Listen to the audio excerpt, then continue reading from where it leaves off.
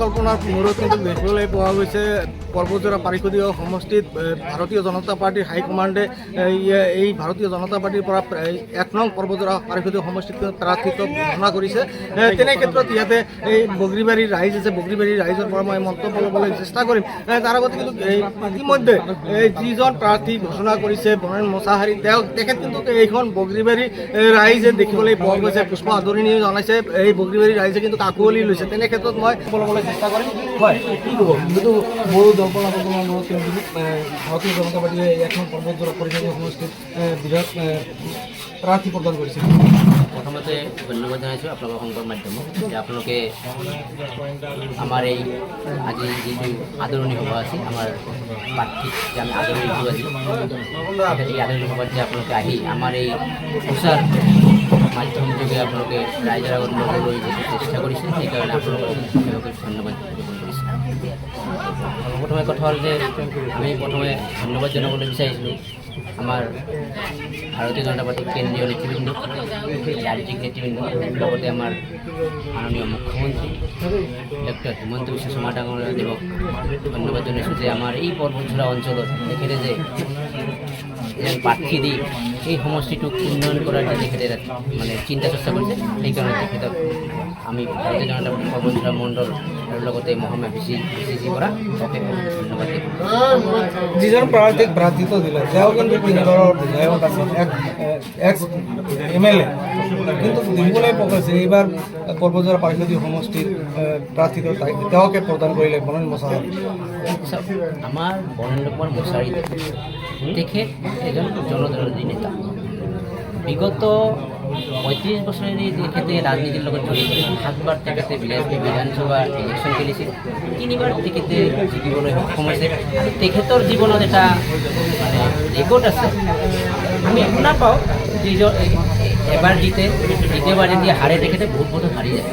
কিন্তু আমাৰ বৰেন্দ্ৰ কুমাৰ মছাহাৰীদেৱ তেখেতৰ জীৱনত কোনোদিন হাৰিছে যদিও যিবাৰ জিকাতকৈও বেছি ভোট পাই হাৰিছে তেখেত। এইটো তেখেতৰ জীৱনৰ এটা মানে ডাঙৰ ৰেকৰ্ড। এইটো এনেকুৱা ৰেকৰ্ড বহুত কম আছে।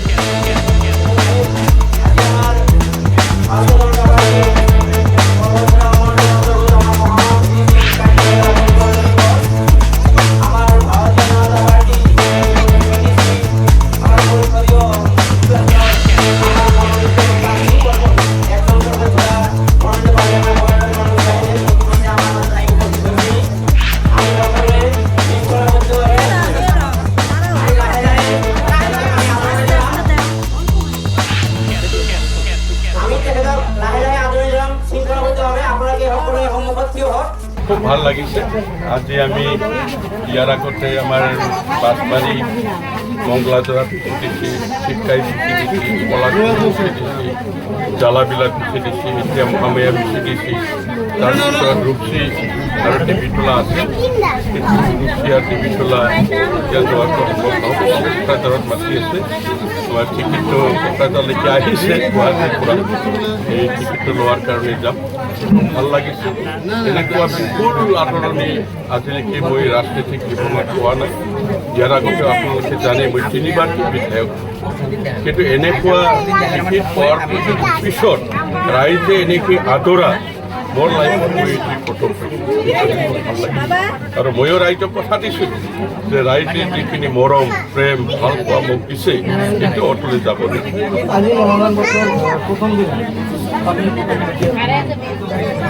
মনোনয়ন প্ৰথম দিন আমিতো আজি নিদিম, আমি মনোনয়ন দাখিল কৰিম, অহাকালি আমি দাখিল কৰিম। আৰু মোৰ এটাই কথা যে এইবাৰ পৰ্বতজোৰা মই জিকাৰ এটা বৃহৎ এটা পৰিৱৰ্তন আছে। আপোনালোকে জানে যে আমাৰ পৰ্বতজোৰা সাব ডিভিশ্যন কি অৱস্থাত আছে। এখন সাব ডিভিশ্যন অফিচ আছে, SDO এজন থাকে, চিভিল SDO, ষ্টাফ আছে, পাৰ্মানেণ্ট ষ্টাফ 4-5জনমান, মেজিষ্ট্ৰেট আছে 4জন, বাকী চব হায়াৰ। আৰু বেলেগ বিভাগৰ কোনো মানে অফিচেই নাই। তাতকেই ডাঙৰ কথা যে আমি 2011ত যেতিয়া মই বিধায়ক আছিলোঁ, তেতিয়াই মই এই পৰ্বতজোৰাত এটা চিভিল হস্পিটেলৰ কাৰণে মই কোৱেশ্যন কৰিছিলোঁ। তেতিয়াই ভাল উত্তৰেই দিছিলোঁ যে বিটিআৰ চৰকাৰে যেতিয়া মাটি দিব তেতিয়াই আমি চিভিল হস্পিটেল বনাম। কিন্তু আজিলৈকে কোনেও সেইটো যোগাযোগ নকৰিলে। ময়ো 2016 হাৰি থাকিলোঁ, তাৰপিছতো যোগাযোগ নাই। মোৰ এইবাৰ আমাৰ মুখ্যমন্ত্ৰী মহোদয় সেইদিনাখন 26 তাৰিখত ঘোষণাই কৰি গ'ল যে পৰ্বতজোৰা চাব ডিভিশ্যনৰ এখন 100 বেডেড হয়, দেখিবলৈ পোৱা গৈছে এক নং পৰ্বতজোৰা পাৰিষদীয় সমষ্টিৰ ভিতৰত মহামায়া বগৰীবাৰী যিখন বজাৰ একচুৱেলি এইখন নগৰ হ'ব লাগিছিল, কিন্তু এতিয়ালৈকে এইখন বগৰীবাৰী মহামায়াক লৈ কোনো ধৰণৰ কোনো প্ৰতিনিধিয়ে মাত নামাৰে। এই ক্ষেত্ৰত মহামায়া মই অলপ আগতে ক'লোঁ, কিন্তু দেখাত মানে গাঁও নিচিনা নালাগে, টাউনেই লাগে। ইতিমধ্যে আমি ইস্তাহাৰতো দিছোঁ, ইস্তাহাৰত আমাৰ আহি গৈছে যে মহামায়াটো PCDCৰ পৰা উন্নতিকৰণ কৰি টাউন কমিটিৰ পৰা প্ৰচেষ্টা চলোৱা হ'ব। সেইটো আমাৰ ইস্তাহাৰত দিয়া আছে আৰু সেইটো আমি প্ৰচেষ্টা কৰিমেই। আৰু ইতিমধ্যে মুখ্যমন্ত্ৰী মহোদয়কো আমি বেছি কষ্ট কৰাইছোঁ। যিহেতু কাইলৈ আপুনি মহামায়া দাখিল কৰিব, আমি কিমান ভোটাৰ ৰাইজক লৈ না, অহাকালিতো আমাৰ 3-4 হাজাৰৰ ওপৰত ছাপৰ্টাৰ থাকিব আৰু জিকাৰ ক্ষেত্ৰতো যথেষ্ট সংখ্যক ভোট লাভ কৰিম বুলি আশা কৰিছোঁ। এতিয়া হাৰ জিতটো হ'ল ভগৱানৰ কথা, ৰাইজৰ আশীৰ্বাদ, ৰাইজে যাক মৰম কৰে এই জিকিব। তাৰ লগত কণ্টেষ্ট সকলোৰে লগত হ'ব। আপুনি কওকচোন, ইয়াত যিকেইজন কেণ্ডিডেট আছে কোনোবাই হাৰিম বুলি খেলিছিল, সবেই জিকিম বুলি খেলিছিল। গতিকে চবৰে লগতে মোৰ কণ্টেষ্ট হ'ব, চবৰে লগতে কণ্টেষ্ট হ'ব। লাষ্টত ৰাইজে যাক মৰম কৰে, ভগৱানে যাক আশীৰ্বাদ দিয়ে এই জিকিব।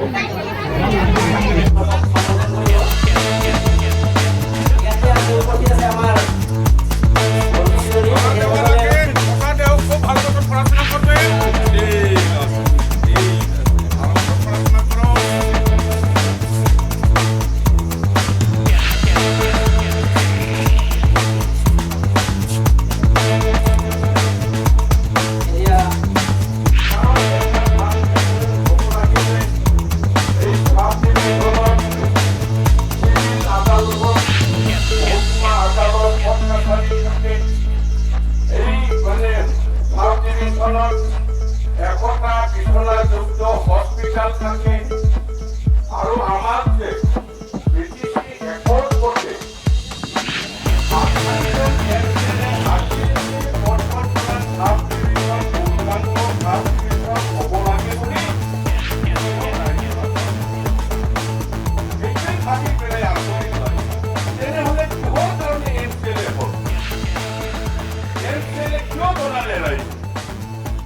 আপোনালোকেই বা এমচিএলএ হৈ কি কৰিব বিচাৰিছে?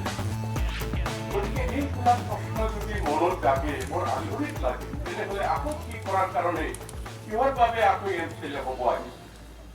যিকোনো খবৰৰ বাবে যোগাযোগ কৰক 7099017330 লগতে 7099017110 নম্বৰত।